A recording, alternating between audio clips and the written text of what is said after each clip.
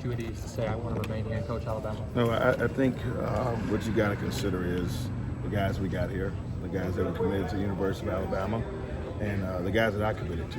And then when you have an opportunity to stay at a place like this, I mean, why not? Those guys in that locker room is really important, and I gave them my word. And when I had the opportunity to stay, then that was the best thing. Coach Kane, getting to work with him, obviously a former head coach coming down to be an offensive coordinator. How have your philosophies kind of meshed early on? It's been well. He and I have known each other. My brother actually worked with him, so we had some familiarities with that. But great guy, unbelievable coordinator, and our guys have adapted to what's going on, and it's been a good thing. So. Good change for us. As one of your young guys, who's starting to stand out early in this process? They all done well. Obviously it's early. It's the second day of practice. But the freshmen done really well.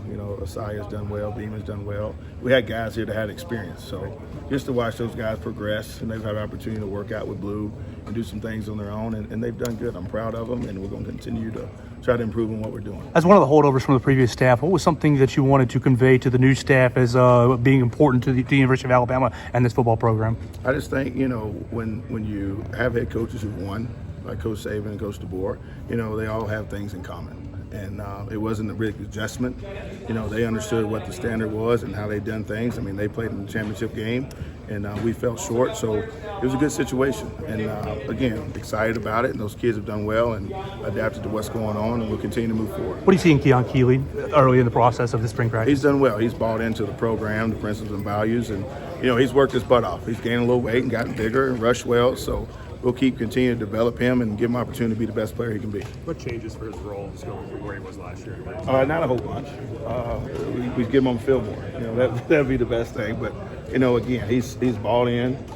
He works hard every day. He wants to know what he's got to do to get better, and we're going to continue to do that and develop that kid. And he's a great athlete, a great kid, and a great student athlete. So. He's got everything you need. We don't get to see a lot of practice. I don't know how to compare, but there was a time when you kind of took him and he might have been struggling, but you kind of took him and kind of explained to him how to do things. Is that kind of just a style that you guys? I think Kalen talked a little bit about that constructive. Yeah, and I think you have to do that. I think a lot of people think that you just go play the line, you put your hand down, you run after the quarterback. That's not necessarily the case. And that kid has to learn how to play the position. Just like anything else. So, explaining to him what to do so he don't get frustrated. He can go out there and perform and do it how you're asking him to do it, and let him know why he's doing it. I think when you do that, that's coaching. That's what you're supposed to do. I think a lot of people just think that you just get a big guy and you go chase the quarterback. Not necessarily the case. So he got it fixed, did a great job as you've seen, and we'll continue to do that until he's comfortable doing what he's asked to do on a consistent basis. For learning the swarm defense, how much did you have to learn? How different is it for you coaching in this? Having a lot. Defense really doesn't change a whole bunch. Gap responsibilities may change and who has what gap and all that. Those things do change a little bit, but it's not a big difference. The kids understand it's a one gap defense. They got to have effort and finish and get to the ball. So, is it an adjustment a little bit? But, good defenses are good defenses. Is there new terminology for players? It is, and that's fine. Just like they learned the previous terminology. And I told them I'd do the same thing. So we're all in the same boat, but they've done a good job up to this far, and just keep working and see what happens. How big was it to keep Tim Smith and just keep the depth on this defensive line? It's great. The big thing is obviously you had two outside backers in Braz and Dallas that left, which they're really good football players. I wish them nothing but the best. And Justin Boyd blew, but besides Justin, in my personal room, we lost one guy. So Tim Keenan came on and done a really good job. Tim Smith, Jamarian Latham, LT Overton's here, Jordan Renard. Like, we've got good players in the room, and now it's just letting them play and continue to develop them and have fun doing it. Guys like Latham and LT and maybe even like Curtis Perry, it seems like the Bandit role, this defense might benefit them in terms of their body shape. Absolutely, yeah. I guess maybe talk about that. Yeah, I think so. And, even with Latham, his body shape, like I would put him against anybody playing a run block. All those guys are tough players, so they don't concern me, but it gives them a little freedom to go rush and do some things, which is a good thing. So I'm excited for them. I'm excited for the Bandits, the inside guys, Tim Smith, Tim Keenan, Payne. Like, it's a good group of guys, and it's enjoyable to come in every day and deal with it. What's the ideal weight for that position? I'm too big for it. That's why I can tell you that. Gotcha. So it just varies. I'm not huge on weight. I rather, Jaheim Otis is probably 325. He runs as good as anybody I know. So that's not really concerned. It's can they get the job done. Okay. You know, they come in all shapes, form, and fashion. So you don't try to pin somebody down there and handicap yourself as far as what you want and how you're going to do things. So, you know, between, you know, Latham's probably 270, and I think the weight is somewhere around there. Okay. What's it been like working with a bunch of new coaches in the defensive room with you guys? I think, you know, it's not a bad thing. And I think people have to learn to adapt to stuff. I mean, every day you wake up, it's not like yesterday. And you got to be able to adapt. If you can't adapt, you're going to struggle in life. You're going to struggle in anything that you do. So it's actually been fun. I don't mind meeting new people. I don't mind learning new things. And if you're not doing that, you probably ain't doing what you're supposed to do. So it's been a fun adjustment. You know, we got really good guys. Kane, Colin. I've known Colin since South Alabama when I was there in 13 and 14. Chuck, Mo. So it's a good time, and we enjoy each other. And like, I don't mind waking up and coming to work every day. You added the title of associate head coach this offseason. Does that mean anything to you? Does it have any importance? Yeah, there's some more responsibilities, but it's a good thing. I may end up growing some hair at some point in my life. But no, it's been good, and I appreciate the role, and I'm going to do the best I can at it. And, you know, at the end of the day, it's about the kids, it's about this program, and us being successful and winning ball games. What does that role mean in terms of what your responsibility? You know, it's just it's a big development for the next step, and I appreciate Coach DeBoer and all that stuff, and that's what I want to do eventually, and it'll happen. But it's what's important now, and that's this football team and this university. What's been the biggest change over the? I mean, obviously just 2 practices, but what's the most notable change? You know, I think it's a lot more energy, which is not that it wasn't before. I think that's what the kids would say, but it's been good, man. Like, we work like we always work. You know, I'm going to sweat like I always sweat. The kids are going to do the things that we've always done. So, you know, winners win. And Coach DeBoer is a winner. Coach Saban was a winner.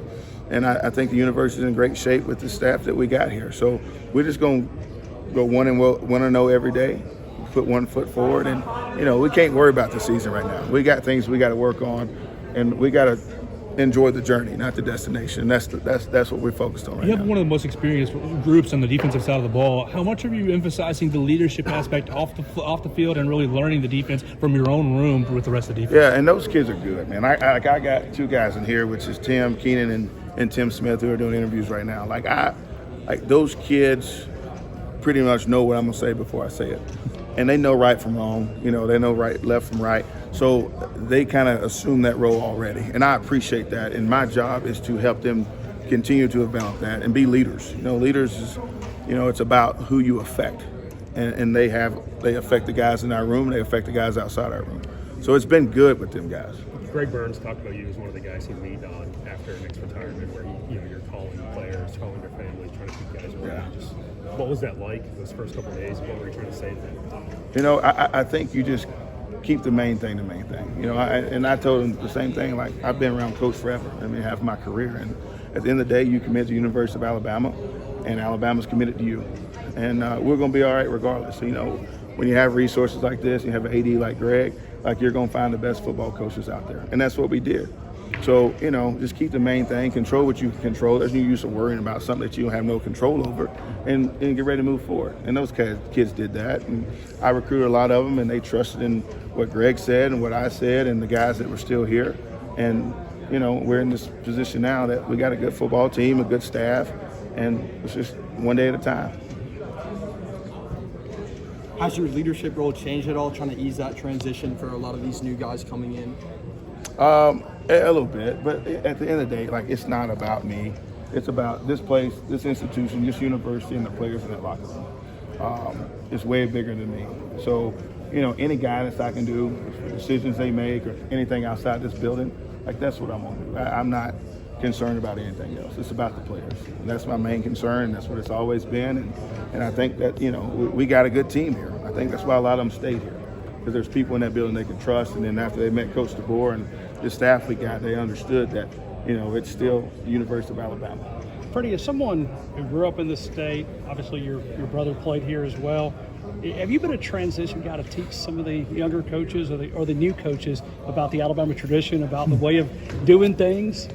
Yeah, somewhat. You know, I tell them that you may, like, hello in Tuscaloosa in Alabama is roll tide. Sure. I mean, it's, you know, but they've actually gotten used to it. Some of them I've let fail and not say roll tide after they spoke, just to call them out in front of people. But no, it's been a good adjustment. They love it. And, you know, it's a bunch of good guys. It really is. And you know, they've come down and they've embraced this place, they've embraced these players, and we're excited about it, man. We're excited. Between you and Ha and some of the other former players, what have you been able to tell Caleb to go about the Alabama tradition? Just, you know, and I think the name speaks volumes regardless of where you're at, whether it's Washington, whether it's Florida, Alaska, it doesn't really matter.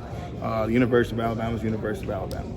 And we're proud of it, and you know, the people before us and before the people before us, they've done a good job of representing this place in the right manner. So, you know, it wasn't a whole bunch to tell anybody. So they learned pretty fast, and you know, it's a great place, and we'll continue to win ball games and do well. Appreciate it. Thank you, Coach.